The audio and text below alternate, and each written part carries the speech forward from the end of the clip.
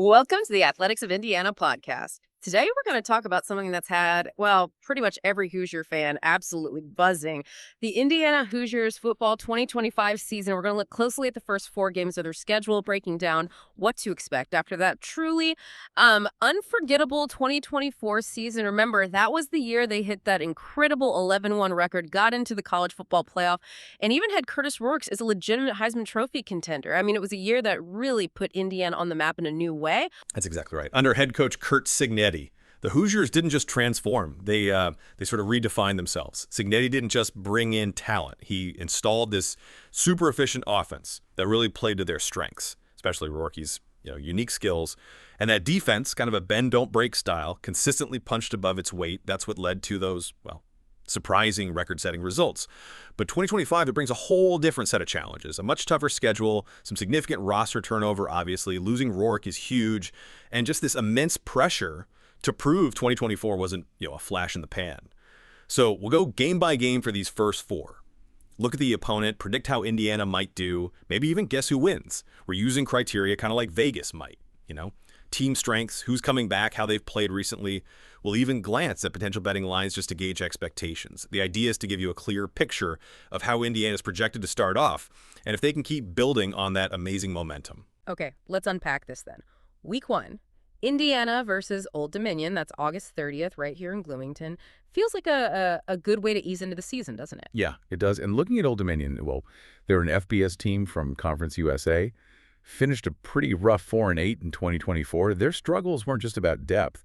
Their offense often seemed, predictable. That run-pass option thing just stalled against decent defenses. Led to scoring just, 22.9 points a game. And their defense wasn't getting much rest either, allowing 27.5 points. They just, frankly, lack the overall talent and depth to really hang with a Power 4 team like Indiana, especially on the road. And their QB situation is still very much up in the air. That doesn't help. Right. Indiana's side of things, though, looks pretty promising for this opener. The roster's revamped, obviously, with Fernando Mendoza now at quarterback. He's the transfer from Cal. Threw for 3,000 yards last year. That's impressive. He should be ready to lead. Definitely. And this isn't just about getting a W. For Cignetti, it's like the first real lab session, right? Getting Mendoza in sync with his receivers, making sure the defense clicks. Exactly. You've still got key guys like Elijah Surratt and Omar Cooper Jr. at receiver. The O-line returns 3 starters. That should be a strength. And defensively, you have all Big Ten, corner D'Angelo Pons, Aiden Fisher at linebacker, anchoring a unit that was, one of the best run defenses in the country last year. So yeah, Cignetti will want the win, but he'll be looking for sharp execution too. No silly mistakes. Absolutely. From a betting angle, Indiana was favored by about 21 points in similar games last year. This line could easily go up to -24, maybe even higher. Old Dominion just doesn't score enough consistently. So Indiana covering a big spread seems pretty likely. Yeah. Over-under probably around 50. With Indiana doing most of the scoring, maybe 40 plus. Sounds about right. Our projection is pretty clear here. Indiana wins, let's say 45-10. They cover the spread easily, start 1-0. Old Dominion just, they won't have the firepower. Okay, moving on. Week 2, still at home. Kennesaw State, September 6th, another non-conference game. What's the story here? What does this one mean for IU? Well, Kennesaw State is interesting. They're making that jump from FCS to FBS. Yeah. And that transition, it often really highlights weaknesses. Yeah. Offensive line depth, defensive speed. The players just aren't used to the size and speed at the FBS level yet. Right. They had a tough go in their first FBS season in 2024, finished 2-10. Their offense averaged only, 17.3 points per game. Just anemic. Yeah. That record really shows the struggle in recruiting and developing players who can compete right away. They just don't have the weapons to challenge a Big Ten team, especially not in Bloomington. So, okay, it looks like another win. But beyond just getting the W, what's the number one thing Cignetti is focused on here? Is there any risk of getting complacent after riding so high in 2024? It sounds like an easy one. That's a really good point. It's not just about winning, it's strategic.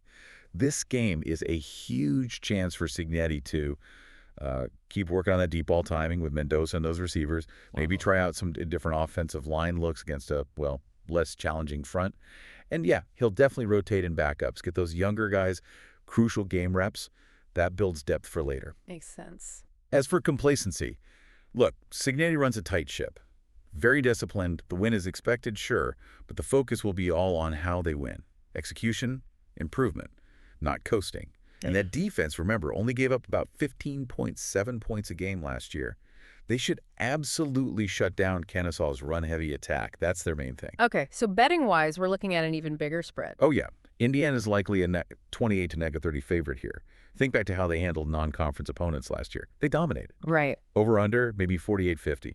Again, Indiana's going to be carrying almost all the scoring. Kennesaw will likely struggle to put up many points at all. So the prediction? We're thinking Indiana wins big again. Maybe 52-7. Covers its spread comfortably, moves to 2-0. All right, week 3, still at home, versus Indiana State, September 13th. This wraps up the non-conference slate. Last chance to tune things up before the Big Ten grind starts. Exactly. Indiana State, they're an FCS program, Missouri Valley Conference, went 3-9 in 2024, averaged about 19.8 points, but gave up over 31 points defensively. That's not ideal. No. It's an in-state game, which is nice, but historically, these heavily favor Indiana against FCS teams. Usually handles these pretty decisively, turns them into showcases almost. So the goal is 3-0 heading into Big Ten play. That's the ideal scenario, right? What are the main goals here? Beyond just winning, are they working on specifics or just trying to stay healthy? It's really both. Cignetti will want to keep refining that passing game, maybe test out some more complex plays they haven't shown yet, and get any new defensive starters fully comfortable before that first conference game. Makes sense. The secondary, with Pons and Jameer Johnson, they should have no trouble with Indiana State's passing attack. It's pretty limited. So expect to see starters resting in the second half. Almost certainly. Get them rested, keep them healthy for the Big Ten opener, especially since it's on the road. That's crucial. Okay. Betting line here. Even higher. Meta 30 plus. Yeah, easily net of 30, maybe more, based on how they handled FCS teams in 24. Over-under probably around 50 again, with Indiana expected to score a lot. Final prediction for the non-conference finale. Indiana wins, and wins big. Yeah. Let's call it 49-3, covers the spread, finishes the non-conference schedule, a perfect 3-0. Okay, so 3-0. 3 expected blowouts. But now it gets really interesting. And honestly, I think this next prediction might raise some eyebrows. Week 4, at Illinois, September 20th. Our sources, the data we're looking at, are actually calling for an upset win for Indiana on the road. Now, I get the numbers might point that way, but Illinois. Under Bielema. At home.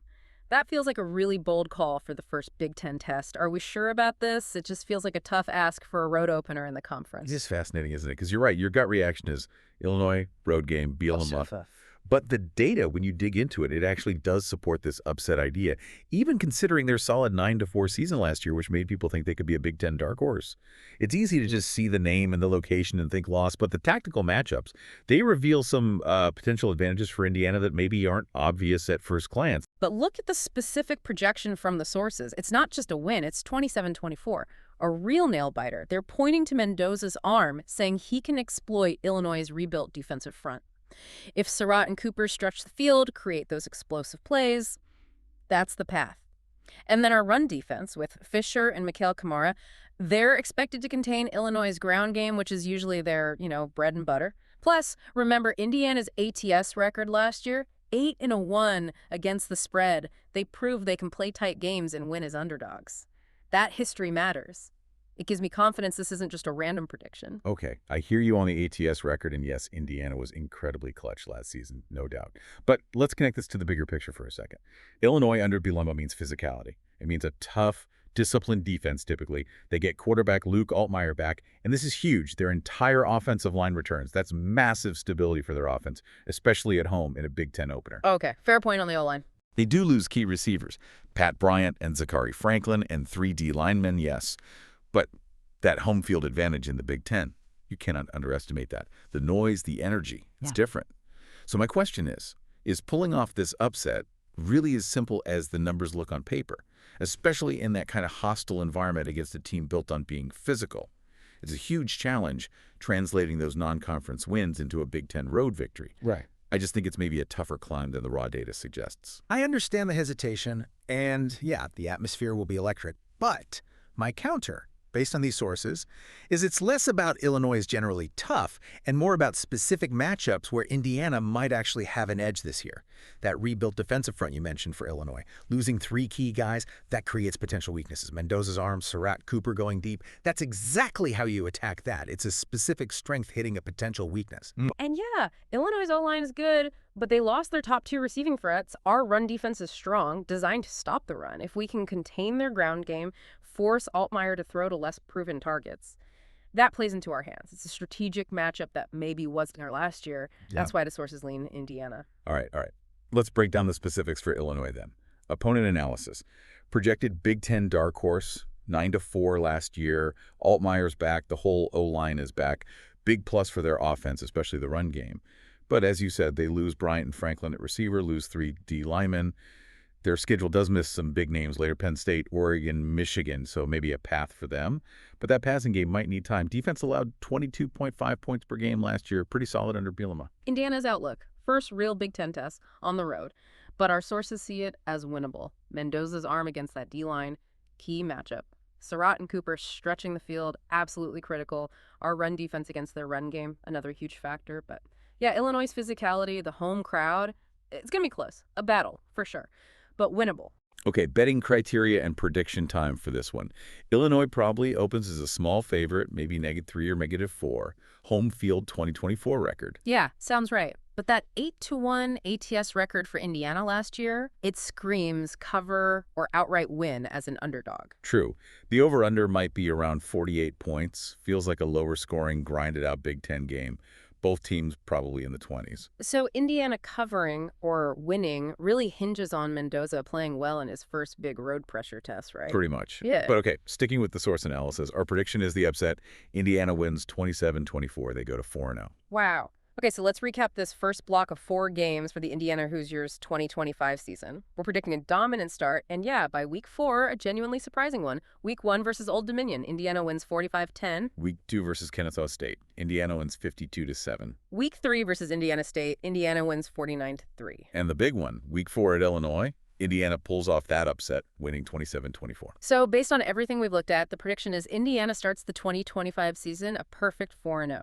Yeah, and that really speaks volumes, doesn't it? It shows the strength of that returning defense, the potential impact of new guys like Mendoza right away, and just that carryover momentum from the historic 24 season. It really sets a strong foundation for the rest of the schedule, and maybe quiets some of those folks who thought 2024 was just, lightning in a bottle. So what does this mean for you listening? If the Hoosiers do start 4-0, it's not just proof Cignetti is building something sustainable. It sets an incredibly high bar for what comes next. So think about this. What's the most surprising part of this projected 4-0 start? And maybe more importantly, what's the biggest hurdle still waiting for them, even if they get through these first 4 perfectly, when you look at the rest of that very tough Big Ten schedule? Something to chew on until next time. Definitely. Join us again as we keep previewing the season, breaking down the next chunk of games. Some really challenging Big Ten matchups are coming up. You won't want to miss our take on those.